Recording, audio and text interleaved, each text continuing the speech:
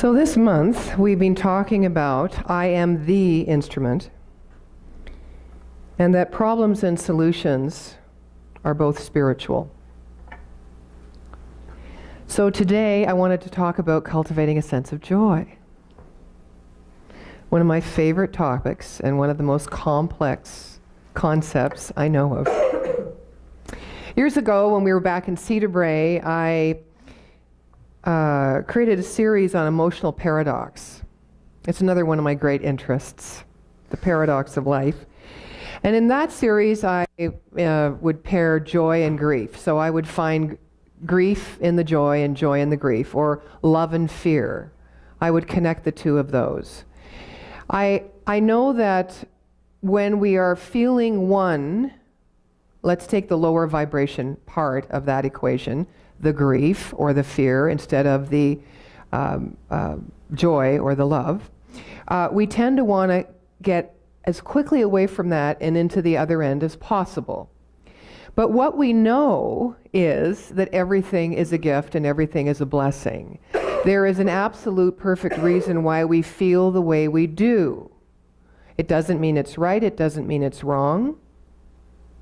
But it is, like every moment in life, asking us to be present with it, to embrace life, our life experience, right where it is and right where we are. And really this sounds simple. I know it's harder to do, but it is the foundation of joy. This is how we cultivate joy, is we be present. In order to explore the concept, I wanted to share a little bit today around St. Francis's idea, be the instrument. But before we can talk about where there is sadness, joy, I think we need to talk about where there is darkness, light. To start this off, I'm going to share something that I found on the internet. Some of you may have seen it, or I think it was on Facebook actually. And it was an analogy which was quite powerful. It was about a bicycle. Did any of you see this? It came out in the last couple of days. It was between an engineer and an architect.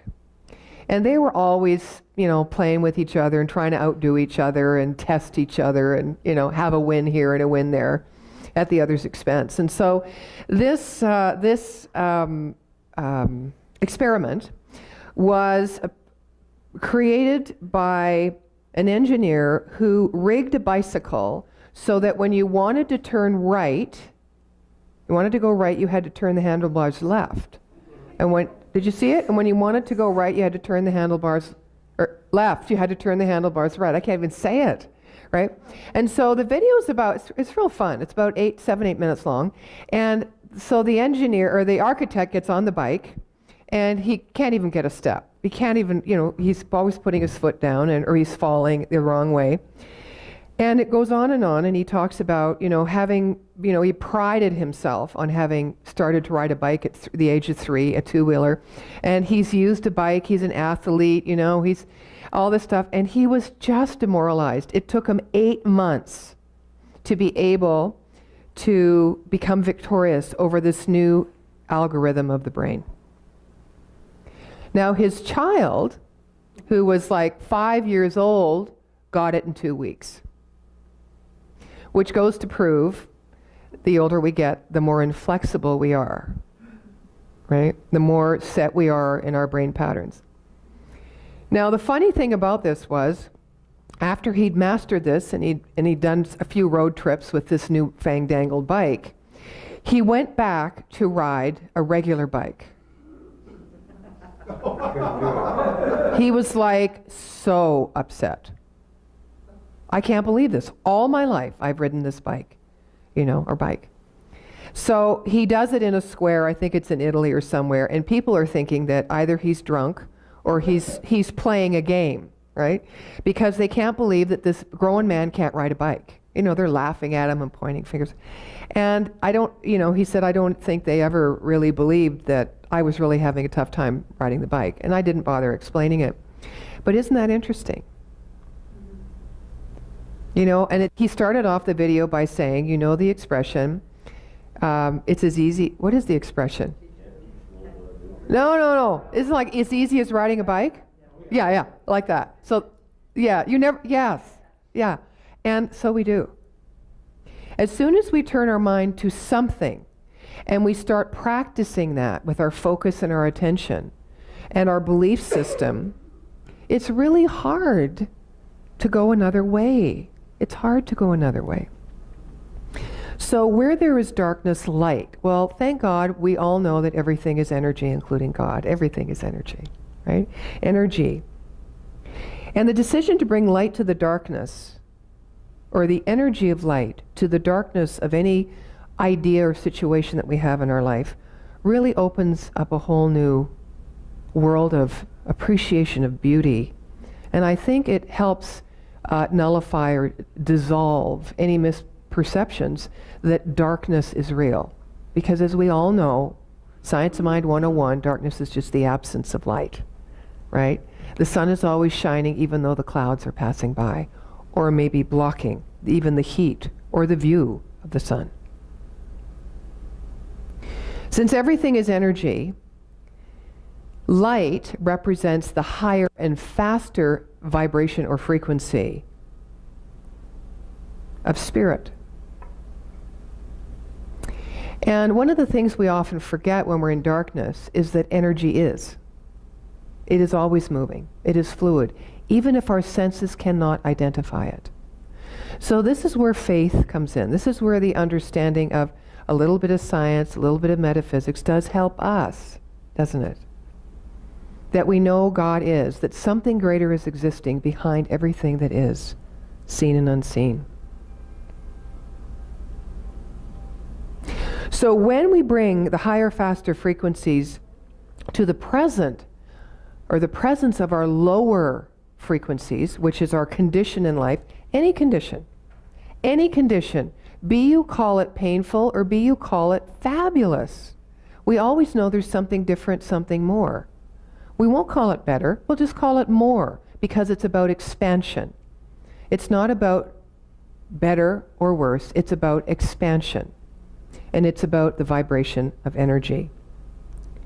So when we introduce light into a dark area, the dark simply disappears. You know, if you're in a cave and you bring it's all dark and you bring a lantern in, there's several people in there. As soon as you walk in the cave with the lantern, the light falls on the people and the people see the light. You don't need to say or announce, I'm bringing in the light, right? It just happens. It's energy. So you don't need to move from this experience of sadness or grief or even pain to announce, I must bring in the light. What instead could you do? What instead can you do? I'm actually asking you. Instead of having to announce it and work at it and try to get yourself away from this place, because we know every time we try to move somewhere and don't be where we are, we can't be in the experience of wholeness. So here we are in our sadness. How do we cultivate joy in the sadness or in the darkness? We allow it. Just relax into it and allow it to enter. It's not about doing. Right. Because it's not about something outside of us, it's something already that we are, right?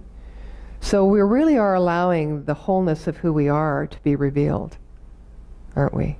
And that is why, when I did this talk many years ago about emotional paradox, I would write it in the program, the joy and grief, and people would go, am I reading that right?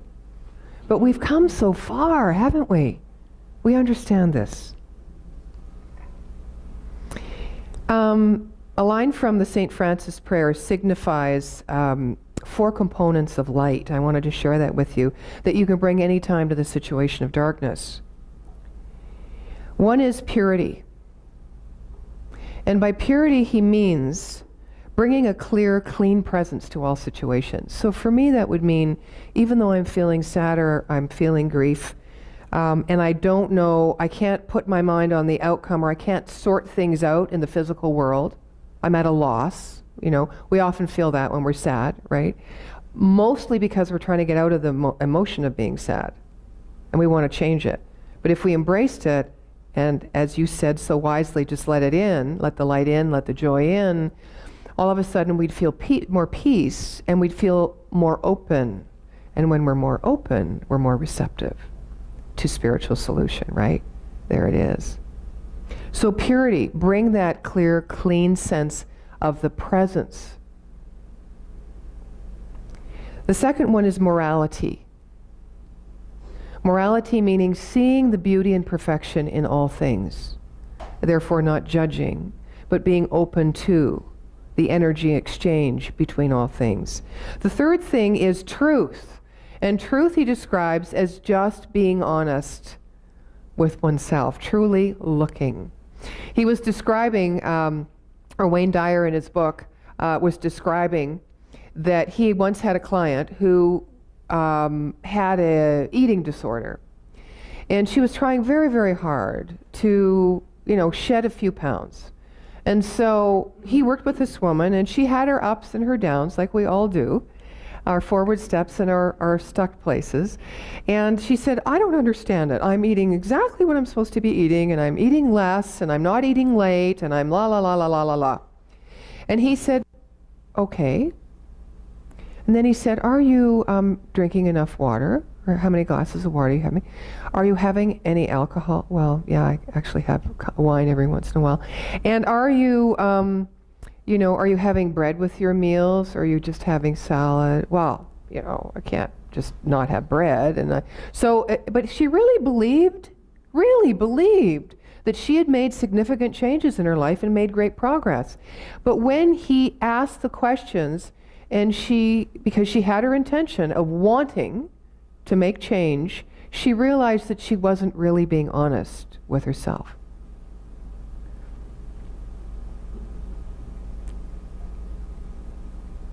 I don't know, but by that laughter, there's probably a few others that are going, where am I telling myself that story? So, and the fourth one is clarity. And by clarity means be on purpose. I'm going to talk about that in a minute. Being on purpose. So, again, purity, morality, truth, and clarity are the four components of bringing light into a dark situation. So now we move to the next idea that St. Francis had, where there is sadness, joy. Joy is a way of processing the world from the perspective that what you have is what is right. What you have is what is right. Okay?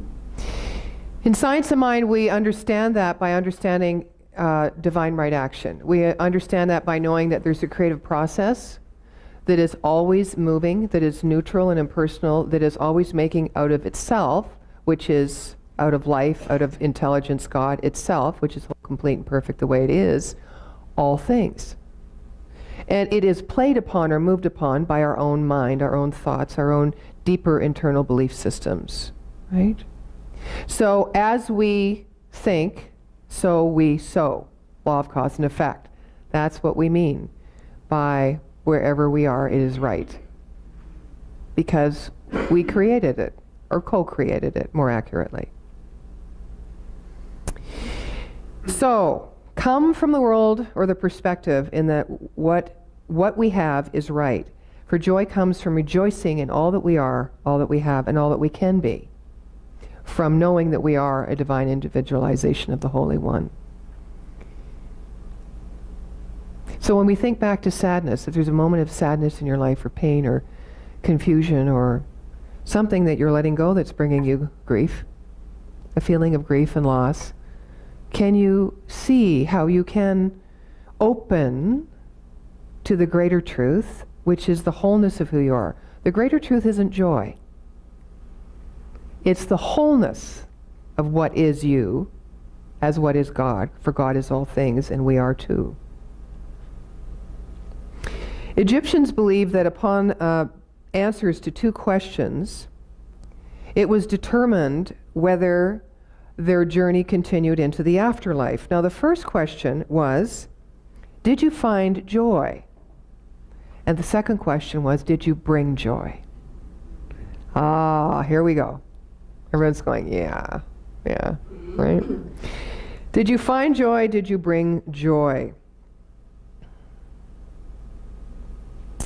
Joy needs to be consciously decided as a part of our process in life. And the way we do this also is by focusing on gratitude or gratefulness. There's a very real sense of bringing in spirit or energy of God into everything we encounter when we can change our mind and focus our attention into this idea of joy. Have you noticed when you're in joy, when you're feeling joy, there is no time or space? It's true, isn't it? So when you're in joy, then you are present. And that is the moment of cultivating anything in the light of presence. Living on purpose is what happens when you are present. Does that make sense? Living on purpose, it's not like, what is my purpose in life? I want to find it. I don't feel whole. I don't feel alive. I need a purpose. I need a direction. Right? I had a talk with Sharon last night at casino. What is the purpose and meaning of life? Actually, the accurate thing was, what is the purpose and meaning of the Joy of Life Center for Spiritual Living? That's what I was saying. And I have to always remember, it's being here now. It's being real now. It's the giving and receiving of life and of joy and of the qualities of God. It's not that hard to figure out unless you want to make it that way. It is simple and it applies to all things. You can ask that question to something in your life that you can't figure out. I have another thing, and you can pop your hand up too, so I don't feel like the lonely human being up here. The other thing is, where am I going to move if I sell my house? You got that house thing going on? Yeah. Okay. So I'm getting older now. Should I create an additional revenue stream so I can bring my life into abundance so that I can give more and create more? Oh my God, do I need a new resume? How do I do that? What is going on, you know? And then, is it an age thing? I mean, we've got a million questions, right? Is it a money thing? Is it a love thing? Is it a health thing? So how do we bring light into that situation? How do we cultivate joy right there by being present with it? Because it seems to be a problem we need to solve. It is not a problem. It is just a thin layer of clouds, like gossamer, moving past the sun so that we don't get scalded. What was the saying? It isn't our failures. We are so whatever. It's our light. It's our light. It's the light that burns. You see, as human beings, we can't stay any one place too long. That's our MO. We're on the move, right? Because spirit is on the move. Spirit's ever changing. We are ever changing. We don't want to stay one place too long, but wherever we are, we can cultivate joy in it by being present. Just by being present. Albert Einstein was talking about the energy patterns of spirit, the fast energy patterns of spirit, when he was discussing his theory on relativity. And he said, he's quoted to have said, when a man sits with a pretty girl for an hour, it seems like a minute.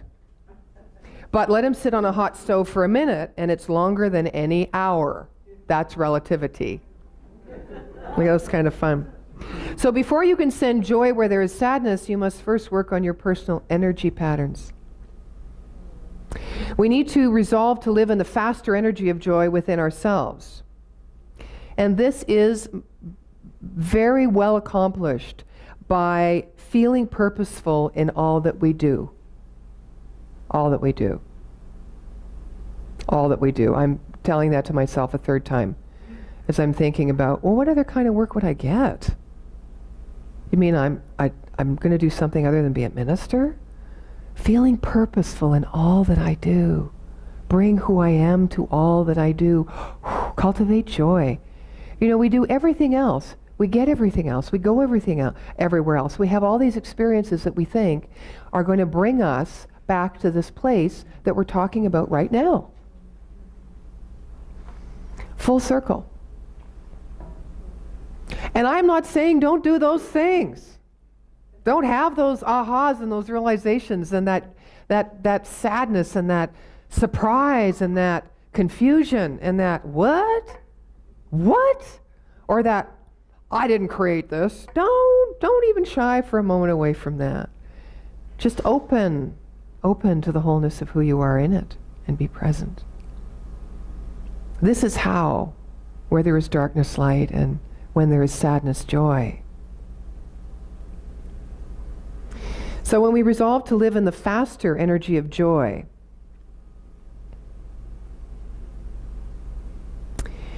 we can almost deflect the energy, the lower vibrational energy of life, of other people.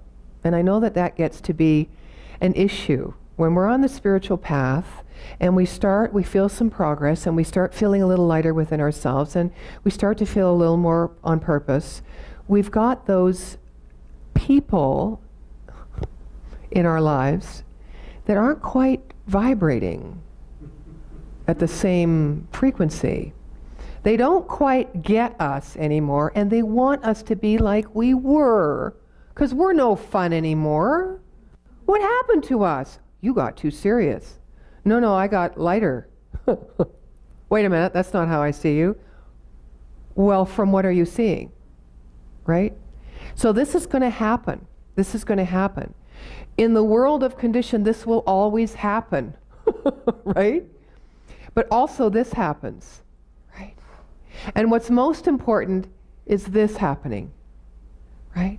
Us moving our life, our mind, our heart, and our being in alignment with the movement of that which created life, with those spiritual universal laws.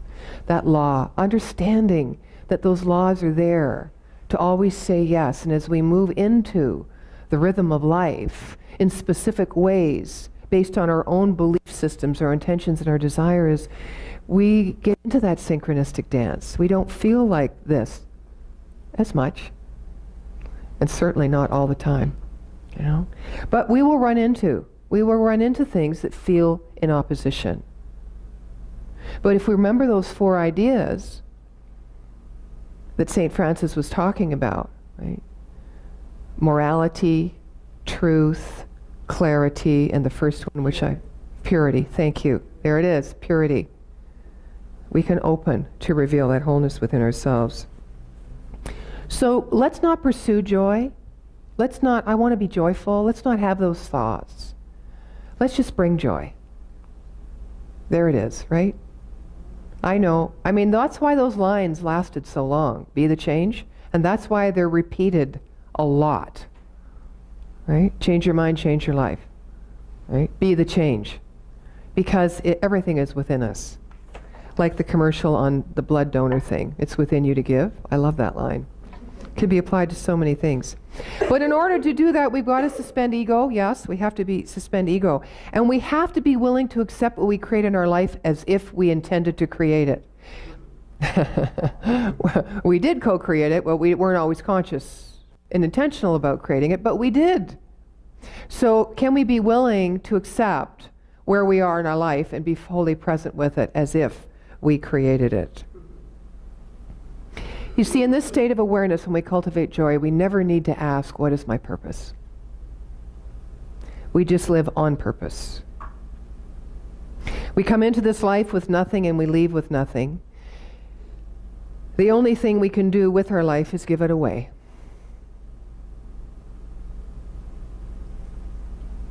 Give it away. Now, when I say that, just for a moment, flip to the movie screen in your mind that says, I need to get this, I need to have that in order to be, in order to feel. I need to plan that, I need to, okay, just that one's running, right? That tape's running.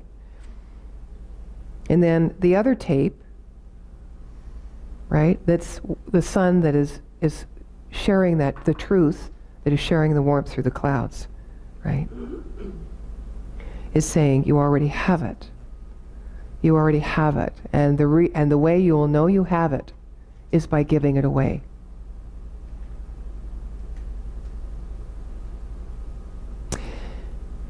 St. Francis said the goal of life is to understand nothing real can be threatened, nothing unreal exists, and herein lies the peace of God.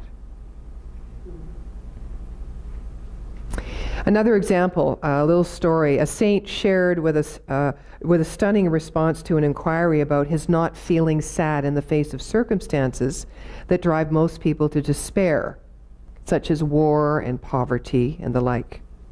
He says, in my world, nothing ever goes wrong. He was saying that he lived in the world of spirit and the rest was an illusion. He said, get outside your body and all its concerns and see everything as an observer. From that perspective, this becomes possible. Those who we call realized beings, and we all have our favorites, are most often in the state of cheerfulness, joyfulness, and bliss. So joy is a spiritual solution to sadness, just like light is a spiritual solution to darkness. So here are a few ideas that you can think about. Look to raising the energy of joy of others who appear to be experiencing sadness. Bring your joy to the situation. Look for the benefit of those who are delivering sadness to you. Look for the benefit of those who deliver sadness to you. What is the benefit here for you and for them? Go to your purpose, being on purpose, being present, and know that joy comes from being there. Settle disputes by sharing your truth. That often creates disputes, don't you think? It can, but it can also settle them. And which would you rather be voicing? Remember that joy is found in stillness. Be here now with no attachment to outcome. And my personal favorite, play until nonsense makes sense.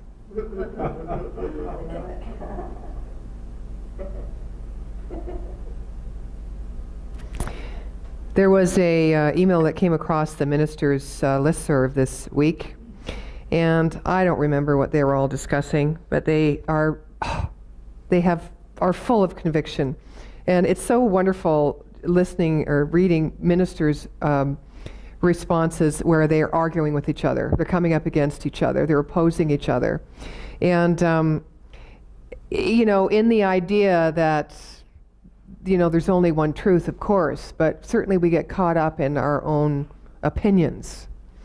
Now, I love to watch this because it helps me speak my truth. It helps me have my voice. And in one of those emails, it said, you know what I think our organization is doing? It's just building the plane as we're flying. And I'm thinking, and what's wrong with that? Of course, I lean a little more to the right brain, right? We're building the plane as we are flying. Now, another minister said, well, I'm going to upgrade that. We're building a bridge even as we're walking on it by going ever more boldly into the realms of uncertainty while regularly getting lost with increasing confidence. I'm going to say that one again, because we're building a bridge even as we are walking on it by going ever more boldly into realms of uncertainty while regularly getting lost with increasing confidence.